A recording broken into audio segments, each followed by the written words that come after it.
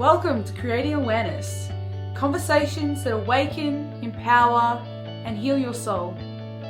I'm Sarah, and this space is for the deep thinkers, the soul seekers, and the cycle breakers. Each episode will explore real stories, powerful insights, and transformative tools to help you return home to yourself. From trauma to self-love, shadow work to soul purpose, here we go beyond the surface together. Welcome, Katie, to Creating Awareness. I'm so excited to have you on. I know you've been on my show plenty of times, so it's exciting to have you on as my relaunch because this is a little different. I know before we talked a lot about your Reiki and energy work, which has been amazing, and if you guys are interested in that, you can obviously go back and check out different things, but this is a little different and I love it because I'm so excited. I think people are going to get a lot out of it, but before we get right into it, do you want to introduce yourself and give us a little bit about you? Yeah. So I'm Katie. I've had many faces on this show over the years. So as you said, a little bit of energy work.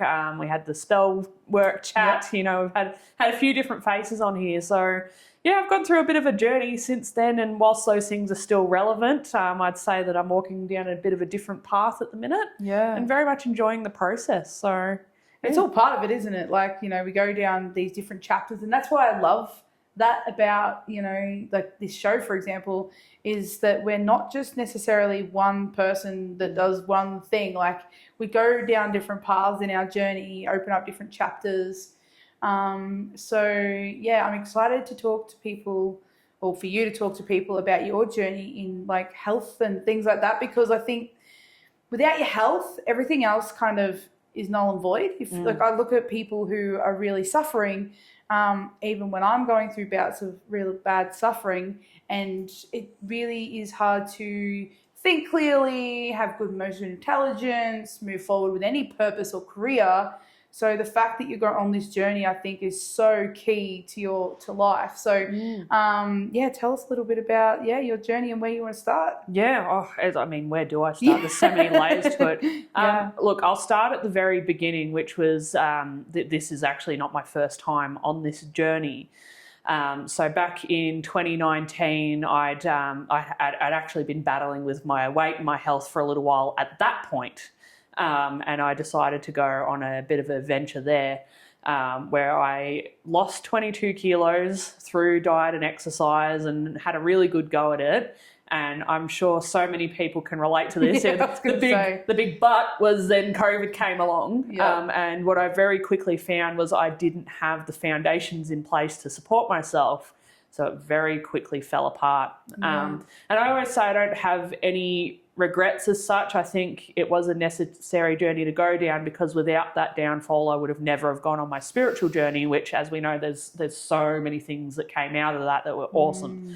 I do believe I needed to go through that sort of breakdown to go through the spiritual journey. But then I also needed the spiritual journey to go through where I am now, which is now, you know, I've picked myself up, dusted myself off, gone through a whole bunch of different things.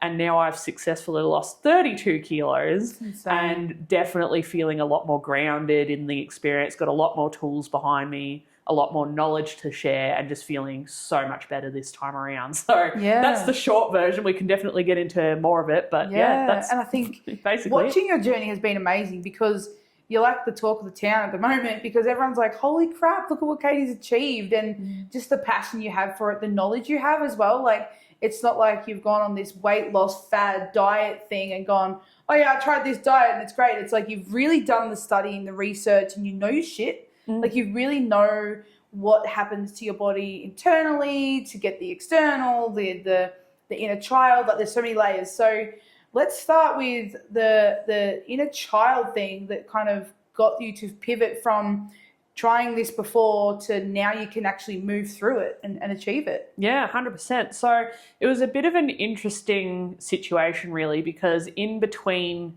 COVID and now, I had tried several times to get my journey back on track.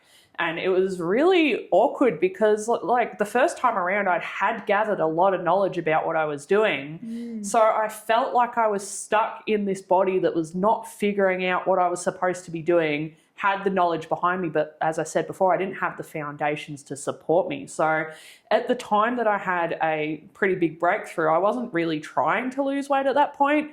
I'd sort of been coasting along my spiritual journey and really enjoying that. But also knowing that I still was not happy with the space I was in. You know, it's one thing to be someone who's very self-aware and doing a lot of spiritual work, but still being in a body that's not serving them. You know, that it goes back to that whole trifecta of mind, body, and spirit. 100%. So I'd done a lot of mental work, I'd done a lot of spiritual work, but I still hadn't quite got the puzzle piece to getting my body into alignment with where I was at. And at the time it all came through, as I said, I wasn't really focused on it. I was just really gung-ho into the spiritual work. And I'd come across one of my mentors that I absolutely love her to pieces. So another Sarah that we have abundance with while in Healing Tree. She's so amazing. She is so awesome. And she'd been mentoring me for some time at this point, and I was just grabbing everything that she was handing out. You know, I did my Reiki mastery with her. I had done a few other workshops and things, and then she goes, "Oh, would you like to try and do this inner child workshop?" And I thought, well, yeah, everything else has been awesome up until this point. Yeah. I will say Sarah comes with a warning label. It's not light-hearted work, you know, and I had done some shadow work up until this point, but it wasn't quite getting to the crux of what the issue was for me in terms of, you know, I've had some pretty full-on things happen in my life, and I thought, it's the big crazy things that happen, like my parents separating or my mum getting really sick, and you'd think that would be the thing, right? And what I found through this inner child workshop was it was the most trivial thing, but it was about the narrative that I had made for myself from this one thing that had actually set the scene for quite a lot of damage throughout my life. And all it ended up being was that I think I was about 7 or 8 years old when this took place. I was mucking around with some Barbie dolls, putting them in silly positions and outfits. And my mum, being an adult and probably finding what I was doing was quite humorous, she laughed at me. And now looking back at it, I think it's so trivial, but in that moment I made it mean to me that there was I don't know how I had it connect like this, but it was about shame. And it was about making myself smaller. And it was about making myself feel unworthy. And we can't necessarily hope to rationalise these things sometimes, because a 7-year-old mind is so different to a 32-year-old woman's mind that I now look back and go, well, how was that the thing? I know. But it was. Exactly. And this is where my childcare diploma comes through, and it's like, well, yeah, the brain doesn't comprehend that. We learn these things, and, you know, nobody knows what shame is until we learn what shame is, right? So the fact that, you know, at 7 years old, your brain doesn't have your 30-year-old brain now. So in that moment, it was like, oh, mum thinks that I'm, you know, doing this thing and it's dirty and it's gross and it's bad, and oh, I must be dirty, bad, you know, all these sorts of things, which we've done in our own mind. So like we always say, don't blame your parents. They don't know any better. If I was a parent, you'd probably laugh, right? Because it's like, that's dirty, you know, thinking it's funny, right?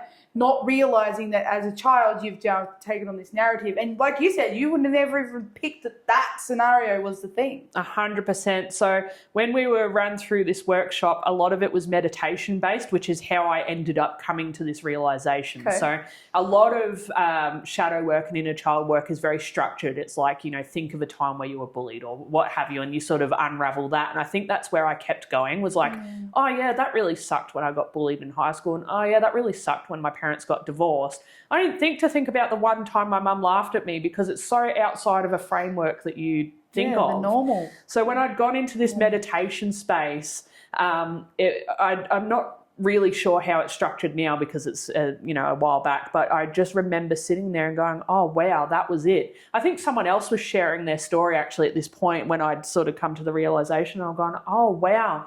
And I knew that it was the right thing because I'd had such a visceral reaction in my body. I was shaking. Sarah had finally come around to me and gone, all right, let's unpack this together.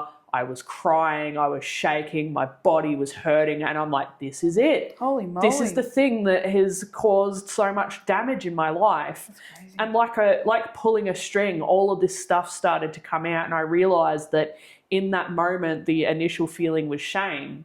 And then I told myself as a result don't let yourself be seen. That's shameful. Wow. So then in my adult life, I would wear clothes, just boring old clothes because I didn't want to be seen. Yeah. I put on weight because I wanted to be seen as unattractive, which sounds like a sick thing to want for yourself, but it was all part of that narrative of shame.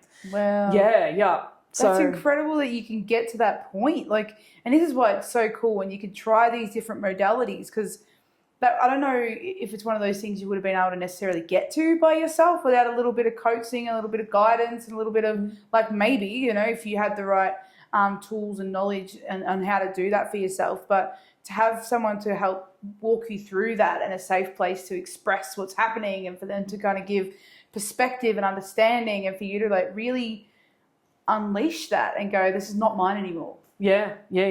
Well, one of the things I like to live by is that it's not the you can't give a constructive answer to something without a good quality question. And this is what Sarah did for me. It's all well and good to have these scenarios in your head, but she goes, well, what did you make it mean about you?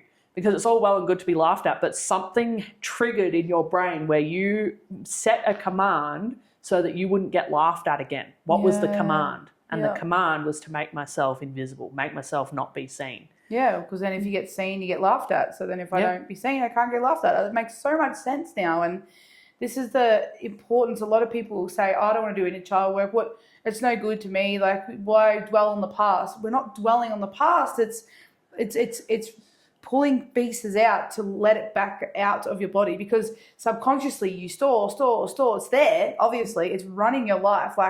I get very passionate about our subconscious storing things. So to be able to unleash that and go, I can create a new narrative now. That is no longer my story. Yeah, 100%. And pretty much within, almost instantaneously, within the next day, something had changed in me, because I was able to go, all right, well, I don't own that narrative anymore. Sarah had also put us through a breathwork session to help release that energy as well. So we'd gone through all of that. And I woke up the next day, honestly, it felt like I had my leg cut off, because I had this huge part of me missing. Wow. So I had to go through a bit of a nothing for a while, a bit of a grieving process of, okay, well, I've just had this whole identity that I made for myself stripped away. And then as soon as I sort of got okay with that, I was able to rebuild myself. And pretty much from the following day onwards, I have not been the same person since. So tell us about that journey. What has it been like to rediscover yourself and this new version of yourself? So I think that the first thing to speak on is that foundation that I keep bringing up. When I realised that I don't need to make myself small anymore, I also simultaneously realised that any pursuit that I made in the name of health and fitness was always going to be a little bit flawed, because I also didn't find myself worthy. So I found that now with this new narrative of actually there is no shame and actually I am worthy, my pursuit to health and fitness has been a lot more structured, but also it feels a lot safer, because it's not about, I need to do this diet, I need to get up and exercise, I should do this, I should do that. It's, I actually want to do this because I have this awesome body that is, I'm able-bodied, I can do all these awesome things. Why not nourish that process and allow me to do even more awesome stuff? So, so getting up and getting out of bed and going to the gym in the morning isn't a chore now, because I see that worthiness in me. And I know you were talking to me about that not restricting yourself. Yeah. Talk a little bit about that. So with my first journey, I will say that my first attempt was pretty good. I do pride myself on being someone who does a lot of research and weighing up a lot of variables. So I wouldn't say my first time around was wrong necessarily. So just a few tools that I like to rattle out. I'm a huge advocate for eating things that not necessarily restricting yourself. So I do fast every day, and it's not a form of restriction, because when I am eating, I'm choosing whole, nourishing foods. I'm making sure I eat enough calories. I'm making sure that I fuel my body correctly. But I do have these little tools that I put in place to help support my journey in a way that's a bit more structured. So one of the things I identified with myself on my journey is that I like to eat a lot of food at once. Yeah. I have not to this day been able to change the narrative around that. So I'm like, how can I support that in a way that's actually going to be beneficial to my body? So what I do is I eat in a time frame every day. So I have a little window that I eat in. I pick high volume foods. So, I have my leafy greens, my salads, lots of fruit and veggies. That's got a lot of fiber, a lot of antioxidants, a lot of nutrients in it. So I still get to be able to enjoy that full meal, but without it being a binge eating type of thing. It's actually a really nourishing meal, and I try to see it that way. Amazing. And because I have my small window, I can sort of construct my meals in a way that serves me a little bit better. Yeah. So it's just that little reframing of the mind that's really important. Some people might see a tool like intermittent fasting as restricted because it's like, oh, well, you can't eat at this time. But if you reframe it as, well, I'm eating enough calories, I'm eating enough nutrients, I'm eating whole, clean, beautiful foods, I'm just having this window to serve me for a particular purpose, then it's not restrictive anymore. Well, if you think about caveman days, when they hunter-gatherer or whatever, and they gathered the food, they couldn't just hold on to it for ages. They'd probably eat it all as much as they could until the next time they kind of went out. They're not necessarily going, oh, better portion, better wait for breakfast, better wait for lunch, And I know, depending on what you believe and what you listen to, I've heard a lot of stories about how, cereal and breakfast was a business idea, and it was a way to make money. Yeah. It was never designed to actually be of benefit to us. So there's a lot of different studies and research and conspiracies, if you will, and call it that, that, really show that, maybe eating all the time isn't good. And one guy I was listening to, he was talking about because one of the big conversations at the moment is, oh, well, everything we eat is toxic. So how can you avoid it? What's the point? What's the point in eating healthy if the healthy food's also got chemicals in it, right? So the guy's like, well, if you eat once a day, then you're only having one meal a day worth of chemicals versus multiple meals a day versus chemicals, right? So thinking about it in that sort of way as well can be really beneficial too. Yeah, 100% correct. I always say to people as well, if you want proper research on fasting, because I know we can all sort of get our own confirmation bias off of Google, whether, there's going to be an argument either way. Yeah. So I always direct people to a person called Dr. Jason Fung. His original area of interest was in diabetes, so type 2 diabetes and also renal failure, so kidneys and that sort of stuff. So he actually ended up coming upon this information through some studies that he'd done. And one of the big things that he talks about is insulin resistance and how the body responds to food coming into the body. So if you think about it, we live in a society where, unfortunately, most of our food is laden with sugar, right? Sugar isn't inherently a bad thing, but it is if you're having it all day, every day. So what happens is you eat a meal and your body receives that information and it releases insulin to process the sugar and process the food. So every time you have an insulin response, it does actually have an effect on the body. Okay.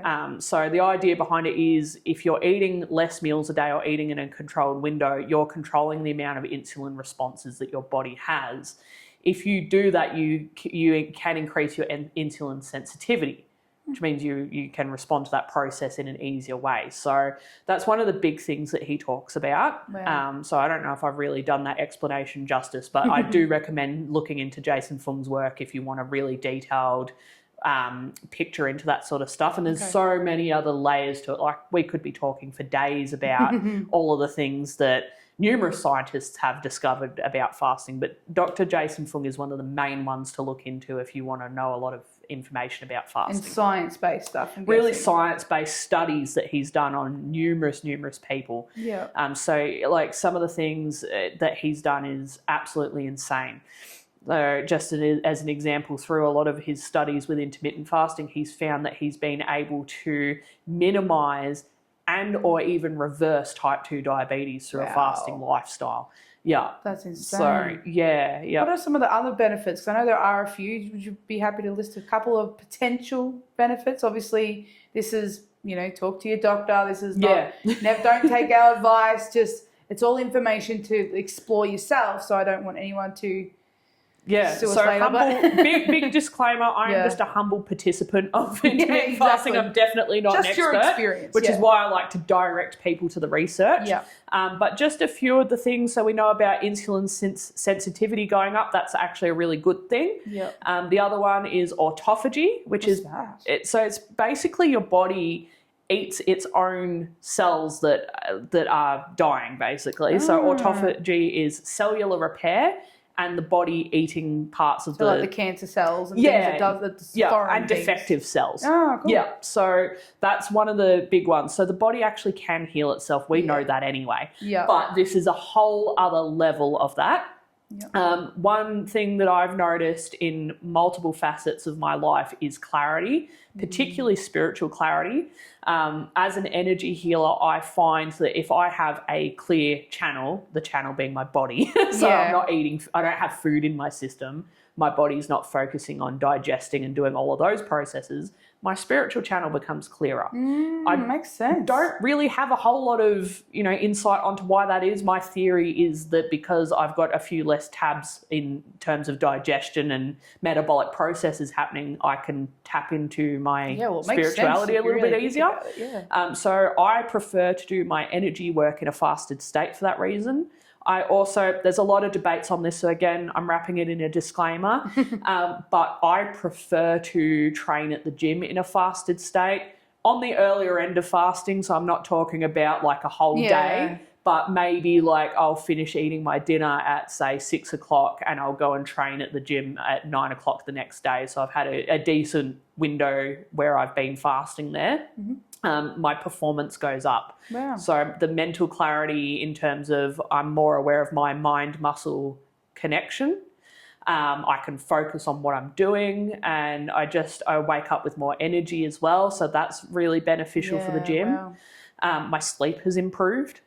So again, same thing. If you're eating in a controlled window, your body sort of learns to prioritize the digestion process. It's in a bit of a routine at that point. Yeah. So I'm finding my sleep's improved as well. It's incredible. Yeah. All from just fasting and being really mindful of what you eat. I also want to touch on like the calories as well, because I know you were talking about it earlier and I was like, I didn't even know that, calorie deficits and understanding what calories mean and how sometimes some of these diet kind of lifestyle things can really do a lot of damage to your body. Because I remember doing a course with a lady, and she'll be on the channel at some point, and it talks about how you could do some really serious damage when we go on this diet culture that we're all exposed to. Like I'm sure everyone has experienced some form of diet. I know we have in our younger years.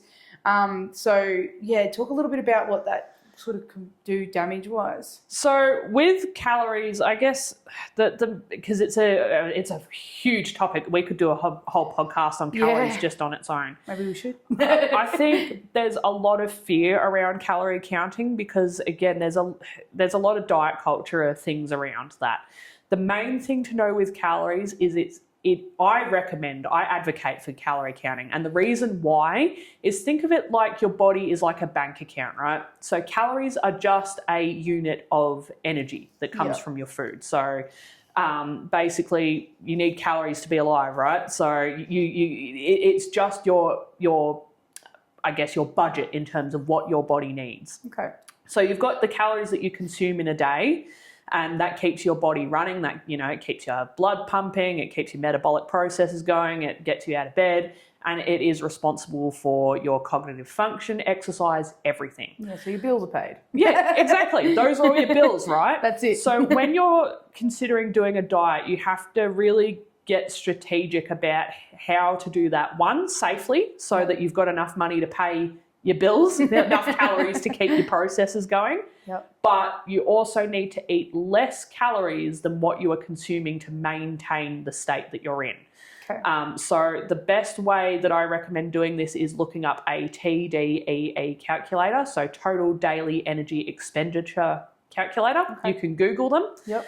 And how they work is they ask you a series of questions. So they just want to take the factors into account that can sort of dictate this number a little bit. Yep. So your age, your weight, your height, and how much you move in a day. Okay. There's some that sort of take fat percentage into it as well, but I don't think that's it's sort of a bit tit for tat at that point. But the main thing is your age. So metabolically, how your body is going to be processing changes throughout your life. Okay. Your height and your weight are the two obvious factors because that is how much mass you have. And then how much you're moving in a day. So if you are someone who is sedentary and you're sitting on the couch all day, every day, your energy requirements are going to be a lot less than someone who runs marathons once a week, So these are really important factors. And where the fear comes into it is where diet culture sets too much structure around how many calories you should be having a day. So the big red flag is if you see someone saying, you eat 1,200 calories a day and you're going to lose all of this weight. Yeah, probably. But I can tell you that most people do not survive well off of 1,200 calories a day. Yeah. So I was actually talking to someone recently about this. They were telling me how excited they were to start their journey and how they were eating 1,000 calories a day. Yeah. And I said, look, darling, that's pretty concerning because even a toddler consumes between 1,200 to 1,400 calories a day. You are a full-grown adult. And fair, you're trying to lose some fat, trying to lose some mass there. That's, a good goal to work towards, but just think about the implications of that. Yep. So there's a lot of fear in the industry because if you set a number on it and put everyone into that bucket, you've got all different heights, weights, walks of life in that one bucket, someone's going to cop some damage at that point. So if you were to calorie count, which I do recommend, you do your TDEE calculator and you find out what your daily expenditure is. So when you put those factors in that I spoke about before, it spits out a number and that number is your maintenance calories. So that is the calories that you need to sustain yourself as you are in this moment. So neither gain weight or lose weight is telling you based on the calculations. Basically what you are probably consuming now. Yeah. Okay. So well, yes and no. I mean, if you're gradually going up on the scale every week, you're probably in a calorie surplus. Okay. So if you're trying to lose weight, you want to know what your maintenance calories are because that's what you need to do to stay the way you are and not gain weight. Okay. So then if you were wanting to lose weight, again, there's a lot of factors to keep in mind and no two people are the same. But the general rule of thumb is you want to subtract somewhere between 500 and 700 calories from that first number that's spat out. But then the other thing you need to be careful of is there'll be another number that it spits out. You'll have a few different things. So it'll say, this is how many calories you would eat if you were sedentary. This is how many calories you would eat if you were an athlete. And then the other one you want to look for is your basal metabolic rate. So those are the calories that you need to have on a day-to-day basis to stay alive. Yeah. So say tomorrow, you got into a horrible accident and you were in a coma and you were put in this one state where you were basically bare minimum functioning. Your basal metabolic rate, so it's responsible for keeping your heart pumping, your brain going, keeping your cells alive. Okay. So, I mean, even in a coma state, you'd want to be eating more than that, right? But that's basically what your basal metabolic rate is. It's just your baseline. Yeah. Baseline of staying alive. So when you are creating a calorie deficit, you want to stay away from that basal metabolic rate within a reasonable amount. You could probably stay between a couple of hundred calories above that, but as long as you don't go below that number, you're going to be pretty safe. The problem with these cookie cutter diets is very often they go below that basal metabolic rate. Gosh, words are hard. So for me, at the moment, my current state of being, my basal metabolic rate is 1,500 calories. Okay. So what would happen if I then decided to start a diet tomorrow, one of these little, quick grab ones, it's like, oh, let's go on 1,200 calories a day. Yeah. I would be 300 calories below my basal metabolic rate. So what would happen is, yes, I would lose weight. So the body isn't going to hold on to your fat forever. Eventually it is going to let it go. Yep. But in the meantime, what's going to happen if you eat below your basal metabolic rate, your body does what is known as metabolic adaptation. So it goes, all right, I've got 1,200 calories a day, based on this recent history, that's what the body's been consuming. Yep. What are we going to do with those calories? It's going to prioritize keeping your blood pumping, hopefully keeping your brain functioning, although you would probably know what it's like if you've not had enough to eat in a day. The brain fog sets in pretty quick. Yeah. So you're not really going to be the best version of yourself. No. That cellular repair goes way down because it's like, honestly, we just need to keep the blood pumping. We don't care about that. So you make yourself susceptible to illness. You get those really dangerous cells growing within your body. So you're putting yourself at risk of pretty serious illness potentially. And then your body's just not going to be functioning the way that it should be. Yeah, so yes, you will lose the weight, but the cost of it's going to be potentially some harmful side effects in the future. that's really good to know, because I feel like people don't really understand that, and they're like, oh, but I'm losing the weight, so obviously it's working, but you can't see what's happening inside your body and your organs, and you might feel a little bit tired, but I'm losing the weight. Sometimes you're got to be careful what you wish for a little bit. Yeah. The other thing is the body is really good at trying to make itself survive. So if you go on a calorie deficit of that extreme, I mean, I'll be honest, I've done it, like I think in the short-term fix mindset, you want to lose some weight.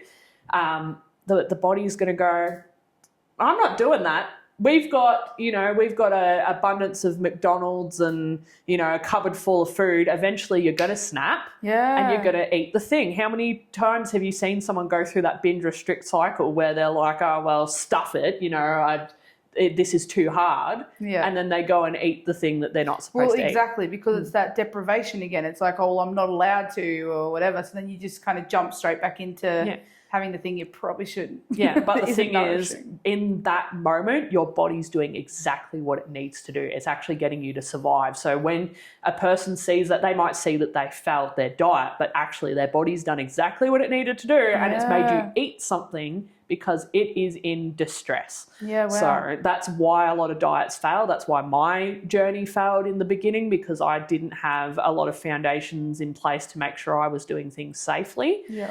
And this is the reality for a lot of people in the pursuit of a short-term fix. They do a lot of damage to their body. And, in a world where food is really abundant and easy to get a hold of, we're going to snap pretty quickly. Yeah, 100%. I really agree. Sorry, that plant behind you just started like really moving and now it stopped.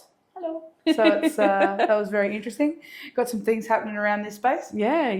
But no, that is really interesting. I think it's important to teach and share this with people, because I really feel like it is getting dangerously concerning. Like nearly everyone you talk to wants to lose weight, right? Like it's a common goal. We all want to be healthy and live in a beautiful way, and that's great, but not at the risk of your health, not at the risk of your organs, not at the risk of building disease and growing cells that aren't going to be beneficial for you long term.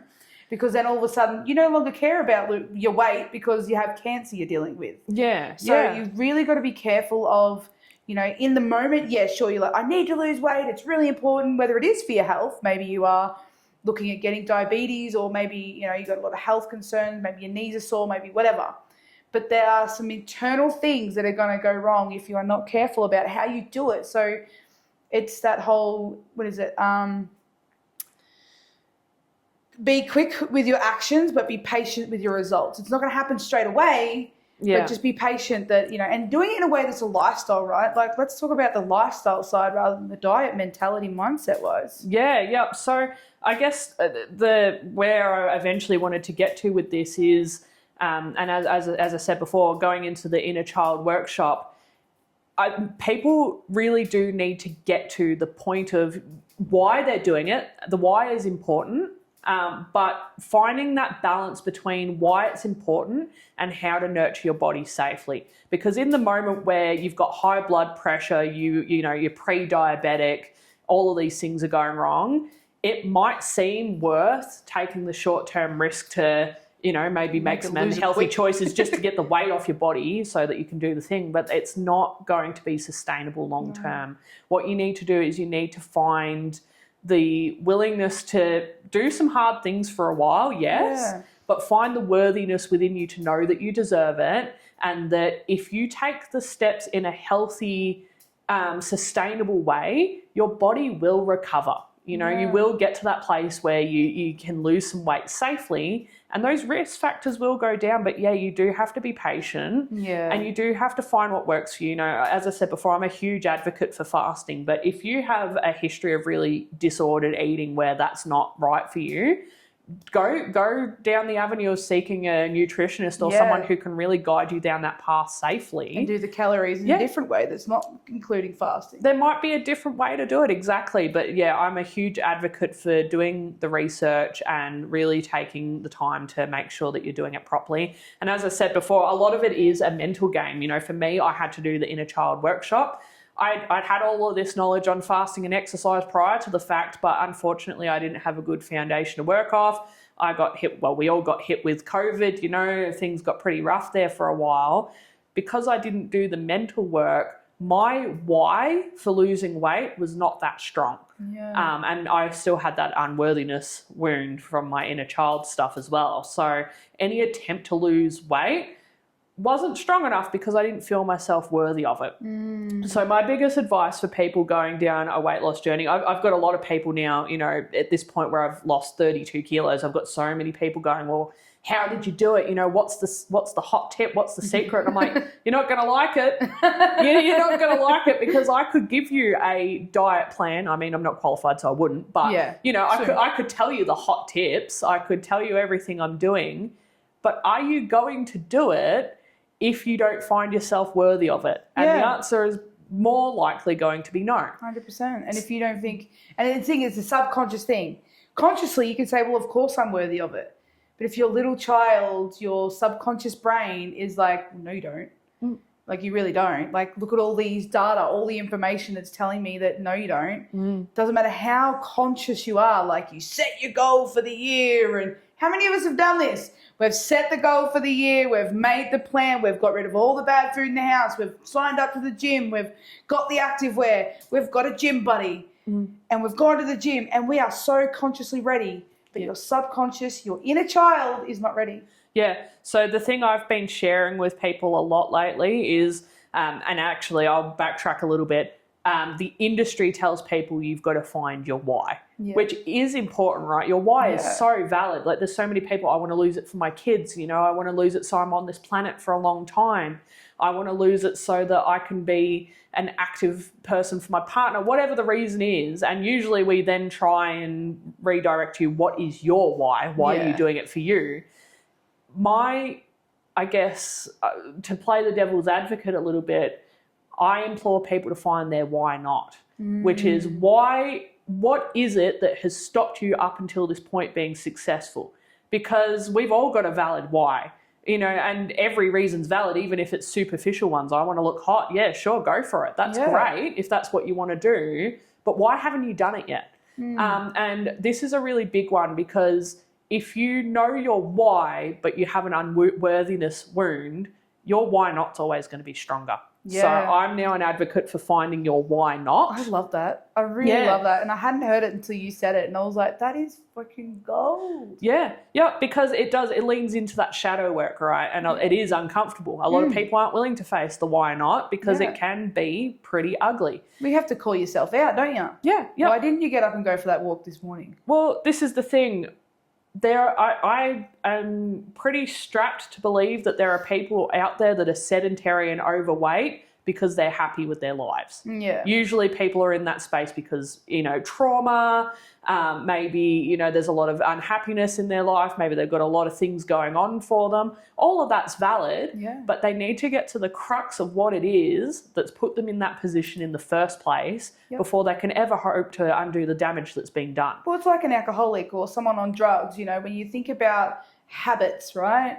It's just a habit that we've formed, you know, but our vice might be the food, you know, or if you are trying to figure out why you're not motivated to move your body or something like that, maybe you've just gotten so habitually comfortable with coming home and sitting down. It can just be that habit, but the reason you get into that habit was to distract you from the uncomfortable feeling of the thing that sort of lingers in the back of your head. You know, you grab the bottle because you're like, I don't want to think about my childhood. I don't want to think about that relationship that really messed me up.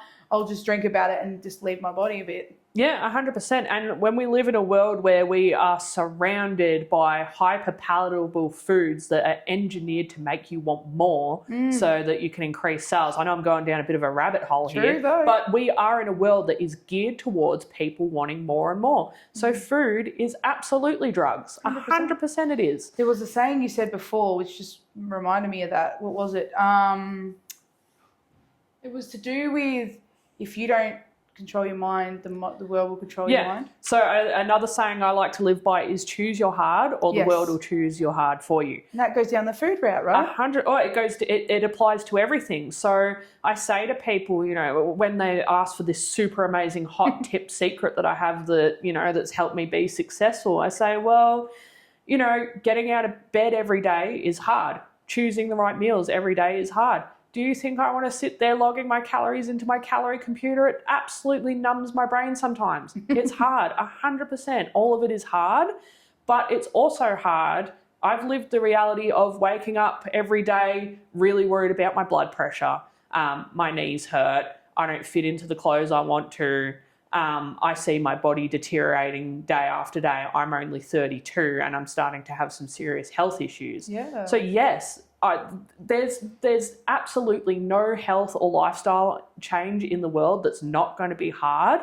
But would you prefer the hard of living with disease and illness and a body that's becoming less abled, you know, as the years tick by?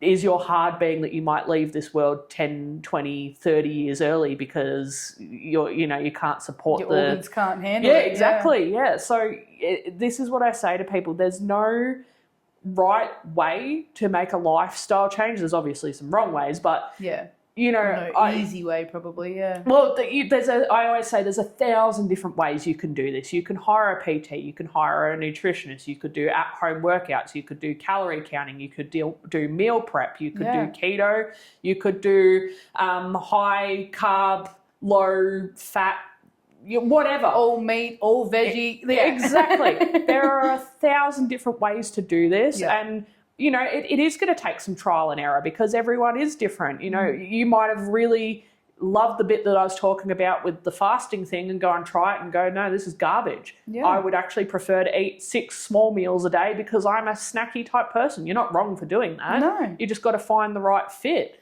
And it's got to be the lifestyle, right? Because the thing is, if you do just say, oh, cool, Katie did fasting, I'll just do fasting, and your lifestyle is not one of fasting, like say, you know, you fast in the morning. I know you're a morning faster, so you'll eat more later on. So maybe you're someone who loves brunch. You love going out for breakfast. Oh, well, I'm no longer going to be able to go out for brunch. Is that going to really be worth it for you? Then maybe not. And if you move it, you go, okay, well, I'll try lunch and dinner, and that doesn't work because you love going out for dinner with your friends. Like, really think about what you're going to have to sacrifice and make sure it's something you can sustain. But also, like you said, choose your hard. You know, is it going to? Yes, it's going to be hard to figure out which fasting window is better. But what are you going to sacrifice? Are you going to sacrifice the brunch, or are you going to sacrifice having a big meal and have those smaller meals? You know, like really, and play. I think it's really important for people to just give it a go, give things a go. Like I really enjoy fasting, but I'll listen to my body and I'll go, okay, I'm fasting today. I feel like I can do that. And I'll fast and I'll plan my meal. And then some days I wake up and I'm like, I can't today. And that's okay. So I will break that meal that I had down as much as I can and try and, you know, eat earlier so that I fast longer in the evening or whatever. There's always ways around it. Play and see what feels good.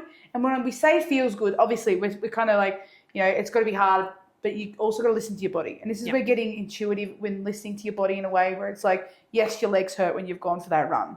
That doesn't mean don't go do that again. So, you know what I mean? So listening to it in a way that's really beneficial. What is telling me to rest and what is telling me to pursue? It's hard. It's okay. It'll get better. How can you help someone who's in that space? Because I know for me, that can be really challenging to know, is this bodily feeling me sabotaging myself, or is it my body trying to tell me to rest? Is there any ways to kind of, I guess it's practice, but any insights on that? Yeah, I've got a few little nuggets on this one actually. Yeah. So the first thing I say to people is intuition is a really great tool if you know how your intuition works, because especially from a person that's come from a place of disordered eating, it's pretty hard to believe my body when I've shoved it full of sugar for the last 10 years and it goes, oh, I want sugar.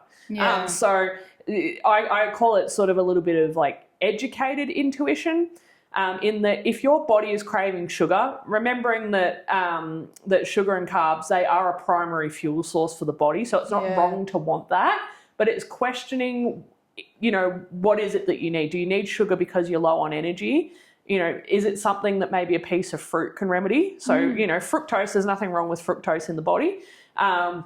Maybe it's that you actually need the antioxidants that chocolate would normally provide. So if you're craving chocolate, I would just implore you to ask why that is.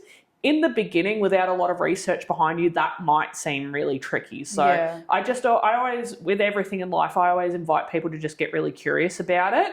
And just know that in the beginning, if you've come from a place of disordered eating, you might have to go a little bit down the structured route to begin with until your body has sort of adjusted to some healthy lifestyle things. Like even now, I still crave sugar, and even yesterday I was craving a burger like crazy. And I realized it's because I had such a long day. I'm pretty susceptible to being iron deficient. I actually just needed meat. Wow. And I needed some carbs. So I was like, all right, well, steak and potatoes, so you can sort of learn to get a bit more intuitive once you've started to learn what your body is actually asking for. That's cool. So in the beginning, it might be a bit hard, but I just invite you to ask some questions. And in terms of the lifestyle thing, one thing I wanted to talk about as well, and this goes back to choosing your heart a little bit, is all things in balance, right? So when people start a lifestyle change, I always get people to think about their considerations and their constraints in their life. So when choosing my fasting window, the reason I'm a morning faster is because my partner, like his love language is sharing food together, and he would be really upset if we didn't get to share a meal together. So part of my lifestyle is that I eat my dinner with my partner because that's enriching to both of us, rather than eating a big breakfast, because honestly, I probably would prefer to eat a big breakfast, but my sacrifice is that actually I'm going to eat at some point in the day. I'd rather have that time with my partner as well. So you can sort of think about it a little bit like that. The other thing is sometimes you do have to get a little bit brutal with yourself. So it's like, how many yeses do I say for going out to dinner until I have to be a bit of a hard ass with myself? So my one thing is I've got a client, she likes to go out for lunch every week. It is also a little bit of a work thing, so I don't feel that that's really negotiable. So I just plan the lunch with my client. That's one of my treats. I'm like, all right, that's a meal that I can buy out. And then I'm like, all right, I have, a birthday coming up. It might mean that I don't do date day with my partner this week because I don't want to have too many yeses going on. So I sort of learned to prioritize things, and it'll be like, maybe next time I'll do date day with my partner, or maybe we could go bowling instead, and then I'll go to this person's birthday. So you do have to be a little bit brutal, and you do have to strategize a bit, but remember, it's so that your overall life is going to end up being better. And it sounds like you're planning too. Like you're thinking ahead. You're like, okay, well, this is what's happening for me this week. Cool. Well, this, and this is happening.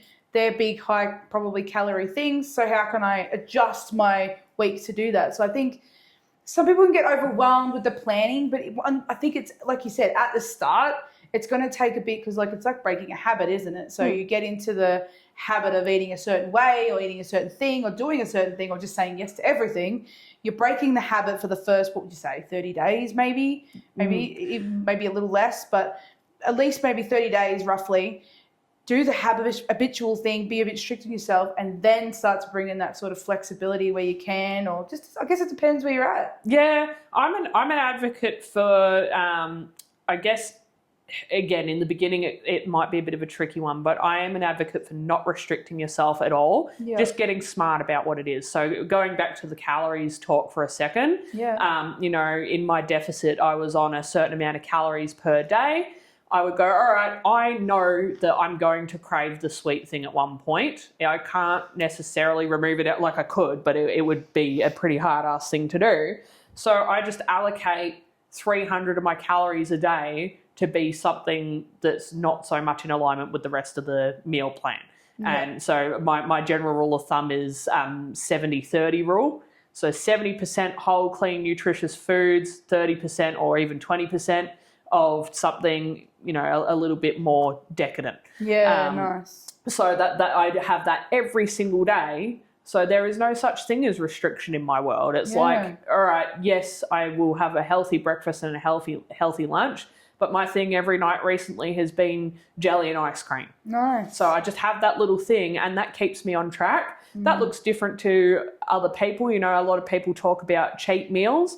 I don't like that wording as such because it feels a little bit restrictive, like, oh, I'm cheating on my diet. Yeah. But you can schedule things in to look forward to if you know that you can be responsible with it. Yeah. If you can't be responsible with it, you might have to just reshape what that looks like. Some people can't have something every day because it's just too, it's too tempting, or they really do have a eating disorder where that's not safe to do at that point. So some people really do have to go all or nothing for a little while until they get to that point. Well, I know for me, doing the no sugar, no gluten, no dairy, it's been really hard because I crave the sweet thing. And so trying to find something sweet that I actually enjoy that didn't have sugar in it is really, really hard. So I've actually made it a bit of a game this time. I know last time I attempted this, it felt so freaking hard. It felt like we were fighting tooth and nail, and it just felt like it was like this the whole time. Like, this is so hard. When is it over? Like, it was so hard. This time it just feels so different because I challenged myself to go, I'm excited to see if I can find a healthy alternative that fits within that. Yeah. So, like, for example, like, I love chocolate mousse. So I've been like exploring doing chocolate mousse with avocado. I've attempted it with coconut milk. I've attempted it with cashews, and like just played around and gone, that didn't work. What can we do next? And then it's like, all right, well, let's play with the different sweeteners and doing a bit of research on different sort of sweeteners, like using dates. Dates is really good. And there's some is it monk fruit and coconut sugars and things that are a little bit better, or honey, right? Where you can add a little bit of sweetener in a different way that isn't refined sugars. So I'm kind of playing a bit of a game at the moment where it's like, one, my partner loves going to the supermarket, and if he finds something that fits in the categories, he's like, babe, I found it, and he'll be like, yes. Whereas I'm like at home trying to like make the thing that I can have, and I've actually found it really fun. So get playful with it, have fun with it, and enjoy the process, because it doesn't have to be tooth and nails, pulling teeth kind of thing. Like, you can make it a bit more playful. And I think we were talking about this before. Like, my nan's birthday was coming up, and I was like, oh, what am I going to do? Am I going to make food for myself specifically for it so I'm not missing out? Am I going to just let myself? And it was interesting because I'd actually made myself food to eat there, and then ate everything because I was making it, right? So I'm making a lemon tart. I probably need to know how it tastes, right, before I serve it. I'm making golf balls. I need to make sure I didn't accidentally put bicarb soda in it or something, so I found myself eating it, but I didn't have any guilt around it. It was like, okay, well, that's okay. Out of the month that I've been doing it so far, that's the only time that I've done it. And it's like, Louise, who I work with, my naturopath, she says, put a full stop and start again. It's not like you've completely failed, you've messed up, so whatever, I might as well just eat what I want, who cares? It's like, oh, okay, you pick yourself up on it and go, oh, okay, cool. Next time I'll not do that, because it is a bit different. Mine's more of a trying to get rid of, helping my body become a bit more alkaline by not having the sugars, gluten and the dairy. So it is a slightly different thing.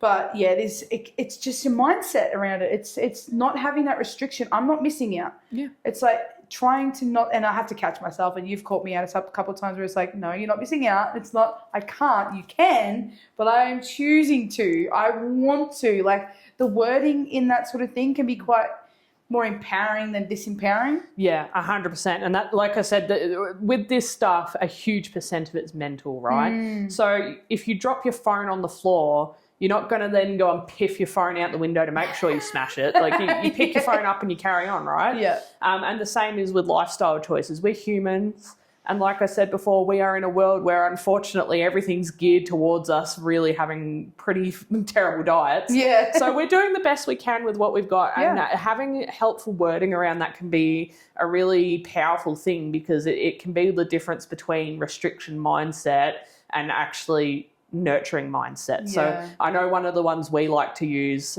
collectively is practicing things. Yes, using the word practice. Yeah, so instead of saying, oh, I have to do calorie counting, it's like, oh, well, I'm practicing it. Yeah. And then, like you were saying before, you can then make it a bit of a game. Like, all right, well, I'm not too good at calorie counting. I'm going to practice. Yeah. How many things can I fit in for 2,000 calories?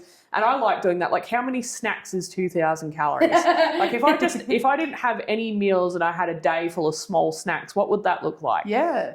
How at the moment I'm trying to increase my protein intake because of a race that I've got coming up. Yeah. And I'm trying to build a little bit of muscle. So I'm like, all right, well, I want roughly 170 grams of protein a day. What does that look like with my 2,300 calories I've got? Yeah. Like, you know, so it's I'm trying to find the most creative protein sources for 2,300 calories. And when you have that mindset that you're just practicing and you're playing, it's actually really fun. Right. And this is the thing, once you go back to a childlike play, like you make it fun, because why should the process be painful? Like, it doesn't need to be.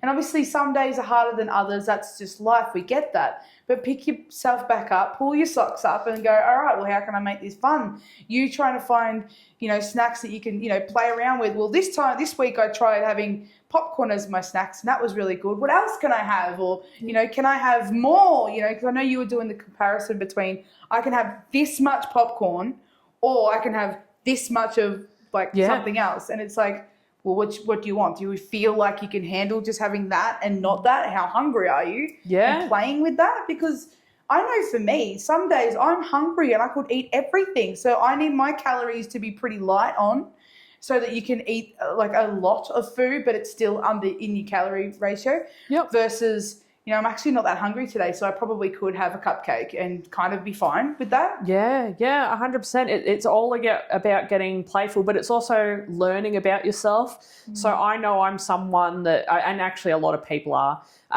volume eating is a really handy tactic, because it's like if you're someone who really does have that binge mindset and you really feel like you need a lot of volume of food to feel satiated, how many calories of popcorn can I fit in? Like, obviously, all right, now there are some things here. Like, do you really want to eat 2,300 calories of popcorn? No. Because I can tell you that's like half a room worth. It's You might get over that. You're overly nutritious. But you can get a bit more playful with it, and you can also honour where you're at with it. It's like, for 1,200 calories is like one meal at McDonald's, and it's like, all right, well, all right, well, whilst we had the talk that 1,200 calories isn't healthy for most people, it is a lot of someone's budget regardless. Like, even if you're on 2,000, that's half of your budget on Macca's. Yeah, and we know you don't feel full after that. Exactly right. So you have a Macca's meal, and then half an hour later you're going to want something else, and now you've only got 500 calories left. What are you going to do with that? Sounds terrible. Yeah, so it's just about understanding where you're at and making choices that are going to support the rest of your day. Yeah. And like I said before, the other part of it is if you stuff up one day, don't worry about it. The next day is a whole brand new day that you can start over. And the other thing I actually wanted to talk about was when you start a lifestyle journey, it's really important to have multiple KPIs, so multiple indicators of progress. Okay. Because you might have one bad day of eating food, and then the next day you hop on the scales and you've got a bit of water retention happening, because one day you're not going to gain fat, but you might gain water. You get on the scales have gone up, and all of a sudden you think, stuff it, I had one bad day of food, the scales have gone up, everything's a disaster, and I'm back to square one. So my other bit of advice is to have multiple indicators of progress. So what is a KPI before we... So key performance indicators. Okay, cool, yeah. So what that could be, so most people do the scales. I am actually a fan of scales if you know how to use them properly. Okay. So same thing, as I was saying before, your weight's going to go up and down, especially if you do happen to have a day where you're going to have a bit of water retention. You might have a bit of extra salt one day. You get on the scales, you've gained weight, but not necessarily fat. Yeah. So that's where people get a little bit confused, a bit upset with the scales, and they go, right, I've sworn a life of celibacy to the scales, they're going in the bin. I so did that. Well, yeah. And whilst I get it, it is a really handy factor. How it works is you take your weight the same time every single day when you're in your most fasted state. So usually for most people, that's when you get out of bed. before you've drank any water, and measure at that same point every day. Because if you measure after you've had a meal, every meal could be different. You've got too many variables there. If you measure yourself later in the day, you've had some water to drink, it just messes it up. So weigh at the same time every day, and then take an average over the week. So there will be some days, especially for us women, where we're really dependent on our cycle. It can be a bit discouraging to see the weight go up and down and up and down. So if you sort of weigh every single day and then take an average from that, you get a bit more of an accurate picture. Okay. I also recognise that the scales can be triggering for a lot of people. So if that's not something you're comfortable with, maybe you weigh once every 2 or 3 weeks, but understand that there's a lot of variables in that time. You might get yourself on a bad day, and just make peace with the fact that if it's not a thing that you can do every day, just see what happens in a few weeks, but understand that we're forever constantly changing. If the scales are triggering, or again, you want to have multiple streams of KPIs that you're referencing, the other thing you can do is take your body measurements. So you get a tailor's tape, you measure your arms, your legs, your bust, your hips, all of that. And you do that probably once a month, and see how that's tracking. So see, that was good for me when I went on my journey. The measurements were so small compared to the scales. Yeah. Because muscle is also heavier. Yeah, so muscle's more dense than fat, which means it takes up less space. So for myself at the moment, this is a very true thing that I'm experiencing, because I'm actually in a calorie maintenance phase where, as I said before, I'm neither trying to gain nor lose weight right now. I'm just sort of trying to stay where I'm at. But I'm also still trying to lose fat and gain a little bit of muscle. So for me, the tape is going to be important, because my number's not going to, hopefully, it's not going to change on the scale too much. But I'm also trying to build muscle and lose a bit of fat mass still. So for me, having the numbers go down on the tape measure is going to be a KPI that I want to reference. The other one I like to say, first and foremost, above anything else, is how do you feel? Yes. Are you getting out of bed with a spring in your step? Are you feeling happy about your progress? Are you enjoying life? If the answer's no, then why? What is it that's making it really difficult? Is it because you're having to bite the bullet a bit and do a little bit of hard things? Coach yourself through that. If it's because you've eaten 1,000 calories and you feel like absolute poo, right, you might need to change something. So feeling's a good one. How your clothes fit on you is another one. For me, because I do spend a lot of time in the gym, my performance is a factor as well. So recently, I've been upper body focused with a lot of my gym stuff. I've been stuck at the same thing for a little while. I adjusted a few things in my diet and my routine, and now all of a sudden I've gone down 2 plates on the chin-up bar. Wow. Which is a very quick progression. Super happy with that, because it means that I have built muscle. So this is the thing I really like to drive home for people, especially in a world where we do get a bit scared about the calorie counting and the nutrition side, and it can all be a little bit ambiguous, is don't rely on one source of information for your health and fitness journey. Have multiple, because then you get a much clearer picture of what's going on. That makes so much sense. I really appreciate all this information, because I think so many people are going to benefit from this conversation and the many more that we'll have for sure. What is one last thing you'd love to share with people who are interested in this journey?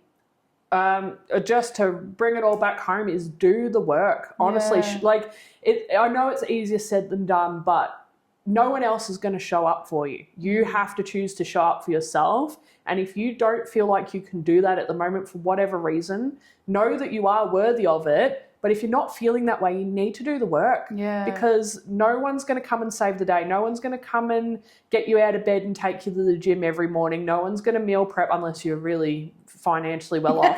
No one's going to come and make you meals and spoon feed them to you every day. There's the spoon feeding. You have to constantly and consistently show up for yourself every day. And I'm not saying that like that was the easy thing for me to do. It really is challenging, but know that you are worth it.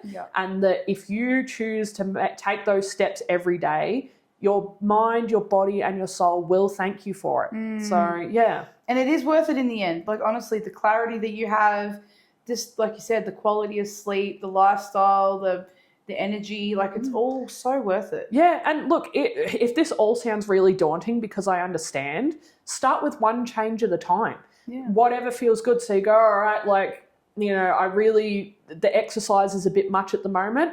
start with a walk around the block every day. Yeah, and see how consistency, that, and isn't very quickly, that's how I started actually. Most recently, I started walking around my block, and then the block got bigger and bigger and bigger, and then I ended up going to the gym 1 day a week, and then 2 days a week, and now 4 days a week. So it does.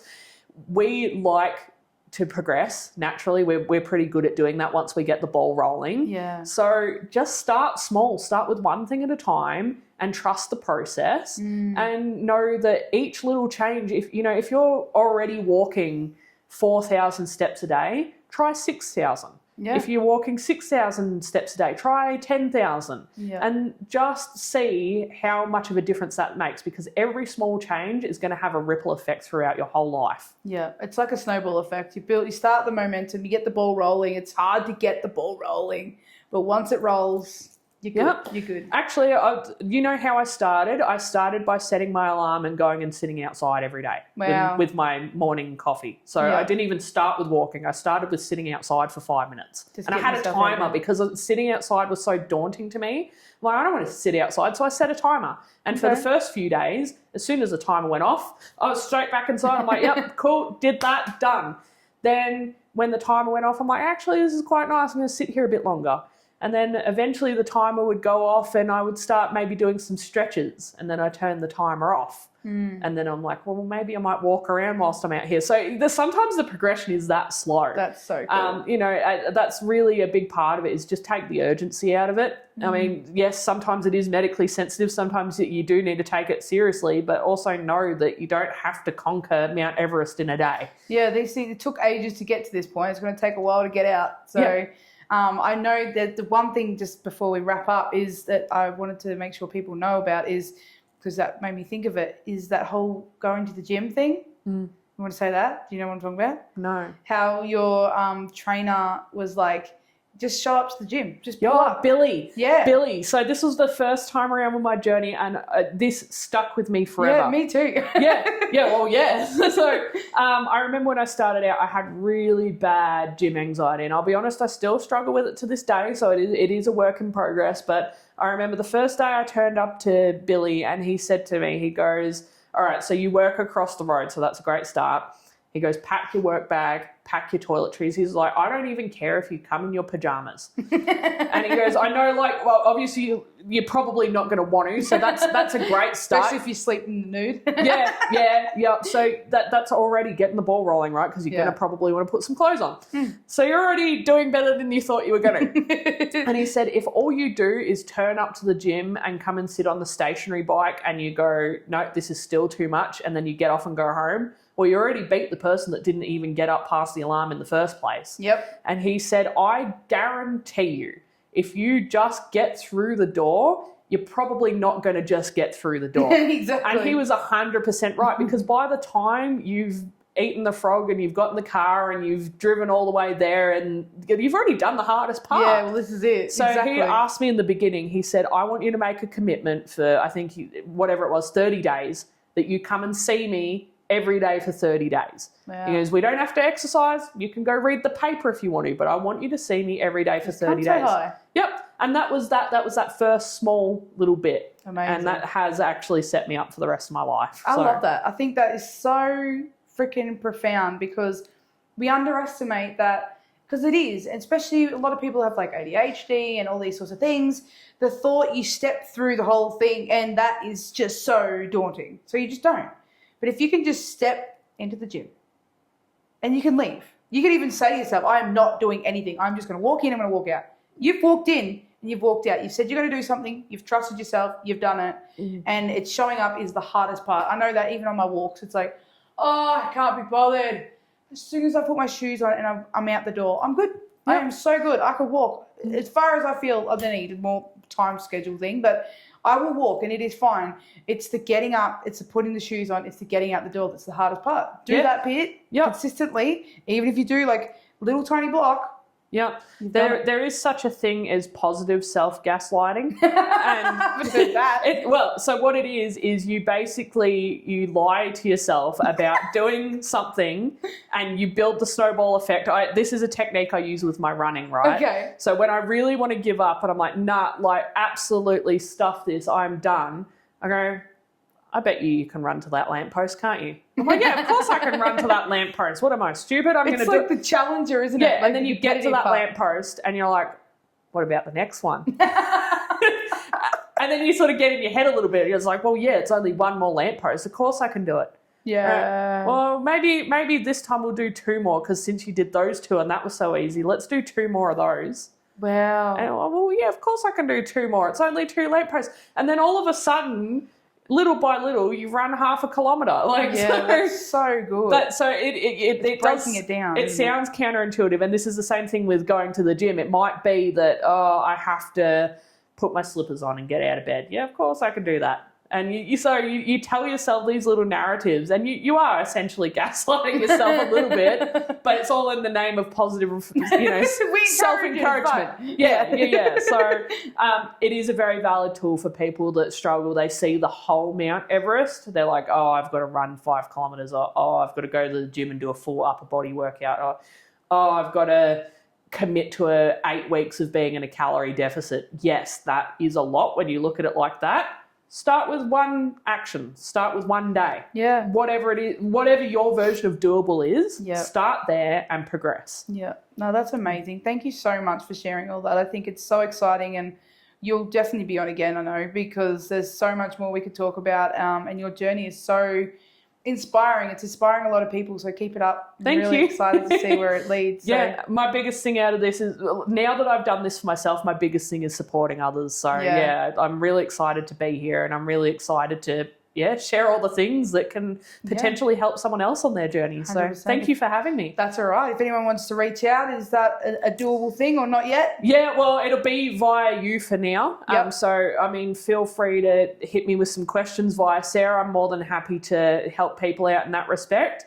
I am in the process of figuring out how to do this professionally. It's coming. So it is coming. It is a work in progress. So whilst I'm not a standalone point of contact yet. Yep. I actually say that and I retract that. So if you want to follow my journey, if you're really inspired by what I do, you can follow me on Instagram if you'd like. Yeah. So at the moment, it's all talk about my upcoming race. Yeah, cool. So August 9th, I'm doing my first Spartan challenge. Gosh, so there's a lot of talk about that at the moment. But as I do figure out how to do this professionally, I'll start adding some little tidbits of advice on there. So stay tuned.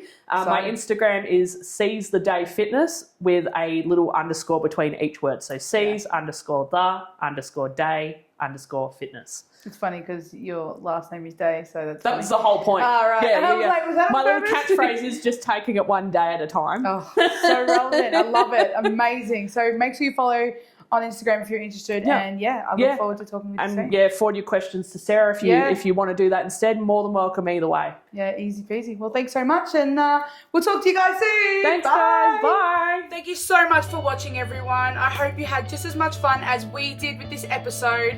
And hit like and subscribe if you want to hear what is coming up next. We have a few incredible people that are jumping on this channel to teach you and show you and inspire you and give you a little bit of a journey into their different stories. So stay tuned and don't miss an episode of something that may create awareness and change your life. Bye!